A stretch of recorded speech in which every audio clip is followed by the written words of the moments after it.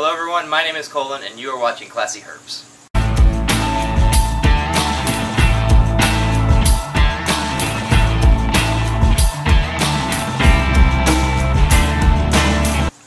So today I wanted to kind of give you guys an update on my ball python project, because that's kind of what I built myself up around in high school and getting into reptiles and just getting a start and everything with ball python. So even though when I moved here to Manhattan Reptile World I was able to expand and to do so many more projects that I am really happy I'm able to work with, I definitely still have ball pythons and I want to show you guys them today, so welcome to my ball python room.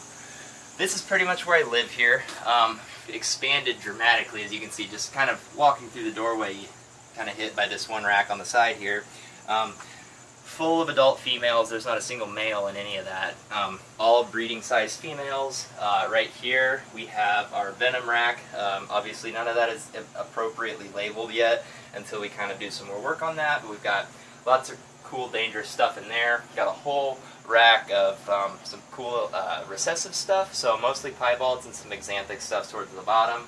The whole rack of blue-eyed leucistic complex, which is probably one of my favorite racks in this room, because this right here is, if anyone ever asks me what's your favorite ball python morph, this is the one that I pull out to show them, because I mean, what is more breathtaking than just seeing that pure white blue eye combo? I mean, there's so many color crazy patterns out there, but nothing in my mind can really beat just how clean that looks. It's amazing.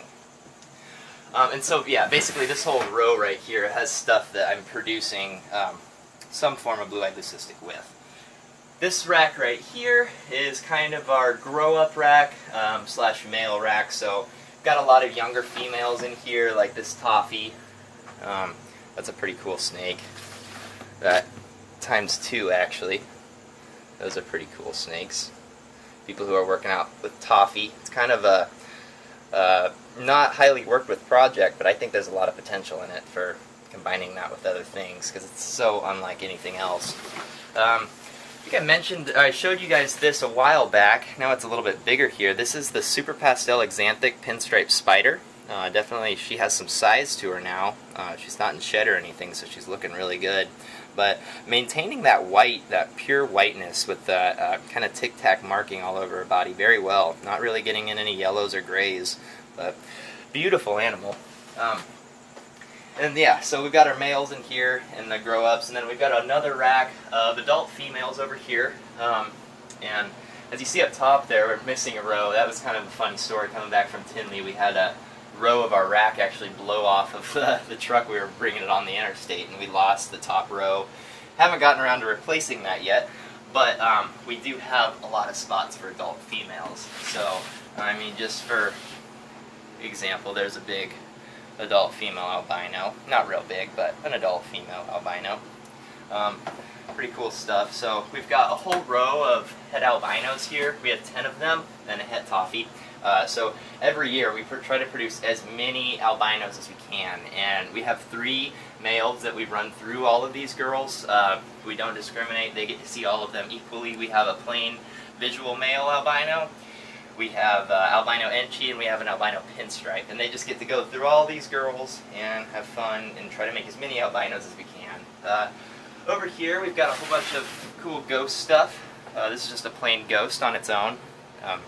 She produces very well every year, very good for us. She was bred to the scaleless head this past year, so we got some scaleless head het ghost stuff, and some smaller kind of raise up. I always like the ghost because it changes color so much. It goes from being such an orange baby to kind of a green adult. It's an interesting transition. We've got our co-dominant stuff, like all of our pastels. It's a big pastel girl that we've got. Everybody's got to have some classic pastel in their collection. Got some lavender stuff up top there, fire, yellow belly. And so we're always expanding, getting into new projects and everything, and so it's a constant battle of what do I keep this year, what do I sell off from last year, trying to make space and expand and try to organize things how you want it to be set up, which is a constantly evolving process. Because obviously every year you get babies, you want to hold some of them back, but you don't have space, and you have to kind of make choices. So that's part of being a breeder, is like a lot of people think that it's really cool to be able to produce your own stuff and get that cream of the crop pick, but at the same time you also have to make some of the harder decisions as to like what you're going to have to sell to make space for those picks, or actually buy another rack. And as you can see here, our ball python room is pretty much filled up all the way to the wall. Back there is rats and mice, but we've got this whole main section here filled out with our adult breeders, and then our baby room with our 3 incubators over here. So we're pretty much maxed out as far as space goes. I'm going to give you guys like a little bit of a run through here. This is my incubator that I actually built in high school that's still perfectly functioning. Because kind of a cool little update here, this is my very first clutch of reticulated python eggs. And we did lose a few of them, unfortunately, but they're all about to hatch. You can see they're heavily sunk in here. They're due to hatch any day right now. I was actually hoping I maybe see a head come out when I opened it, but not today. I think there was 24 of them. So it was a tiger albino bred to a het albino female reticulated python. So that's pretty cool. Always learning new things here. And when the babies hatch, they go in these racks behind me here. And to be honest, guys, we've pretty much been selling them as fast as we've been producing them. So what you see here is just not much of what we had for the actual season. We've got 1, 2, 3, 4 racks, and they all have some babies in them. But it's so sporadic because we're selling them so quickly and hatching them out. Like, there's a lot of stuff down here. That one's empty as it got sold. A lot of stuff down here that just hatched that I haven't even had time to get around to labeling yet. That's a little freshly hatched albino. Oh, and to show you guys an update on that one albino, that really weird one that I showed you guys hatching, this would be it.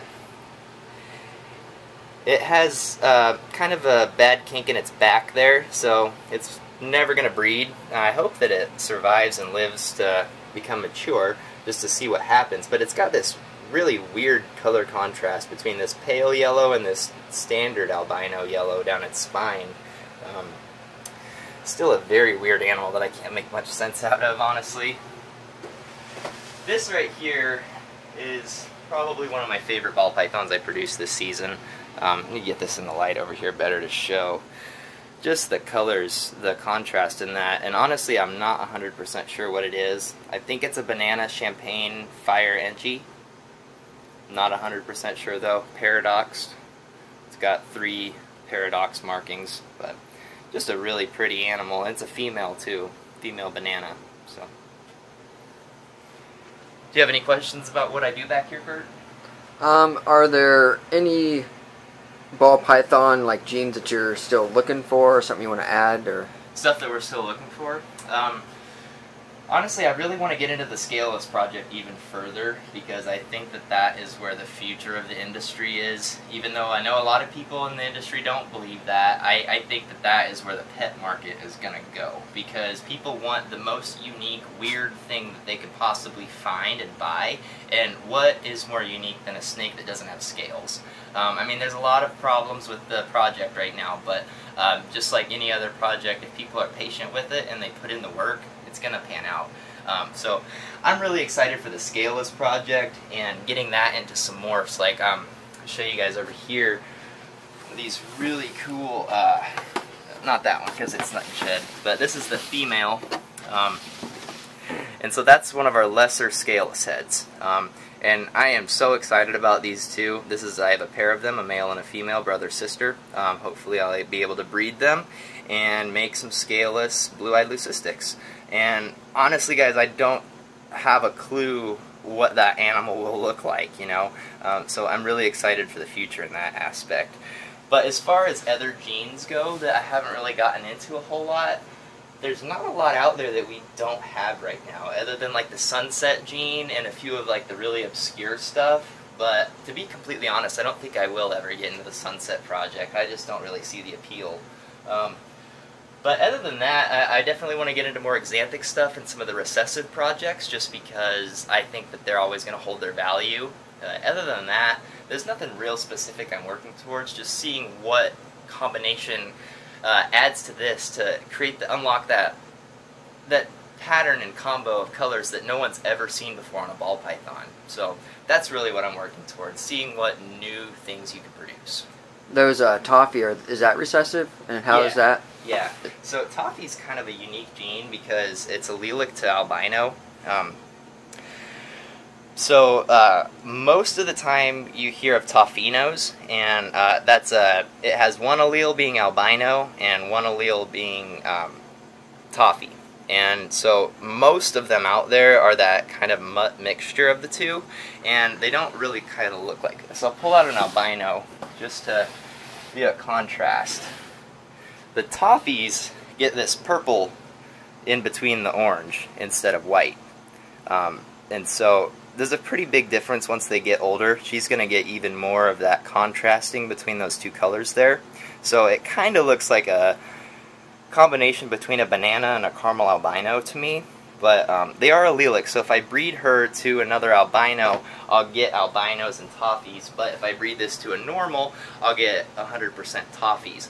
But this is not a Toffino. This is a purebred Toffee. So not a whole lot of people have the homozygous Toffee without the Toffino card. So these are worth a lot more than albinos are. That wrong tub there. That's her tub. Do you have any other questions? No. Nope.